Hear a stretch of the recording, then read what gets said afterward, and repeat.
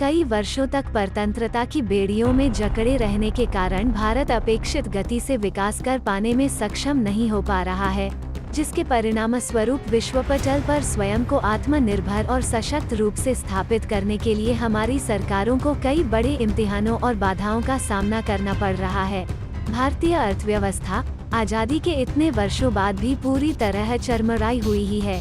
भले ही हमारी सरकारें लोगों के जीवन स्तर को सुधारने और उन्हें उपयुक्त रोजगार मुहैया कराने का दम भरती हों, लेकिन जमीनी हकीकत यही है कि हमारी अधिकांश जनसंख्या बेरोजगारी के कारण भूखे पेट सोने और शिक्षा विहीन रहने के लिए विवश है। उसके पास किसी प्रकार की कोई सुविधा उपलब्ध नहीं है। ऐसी परिस्थितियों में हमारी सरकारें, जो गरीबी और बेरोजगारी को जड़ से समाप्त करने के लिए नीतियां बनाती हैं, उनकी सार्थकता कितनी है इस बात का अंदाजा तो स्वतः ही लगाया जा सकता है। बेरोजगारी का आंकड़ा बढ़ते बढ़ते इतना विकराल और भयावह रूप धारण कर चुका है कि इसका सामना करना हमारे लिए एक बहुत बड़ी चुनौती है।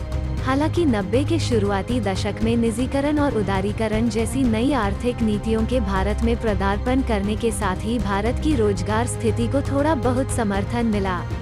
इन्हीं नीतियों के कारण कई ऐसे उद्योगों का विकास हुआ जिनके कारण बेरोजगारी से संबंधित आंकड़े में कमी देखी गई।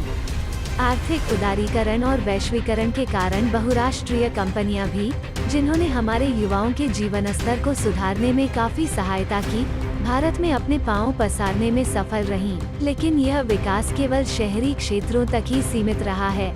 असली भारत जो ग्रामों में वास करता है, के विकास को उपेक्षित ही रहने दिया गया, जिसके परिणामस्वरूप गांवों में रोजगार की स्थिति अत्यंत शोचनीय है।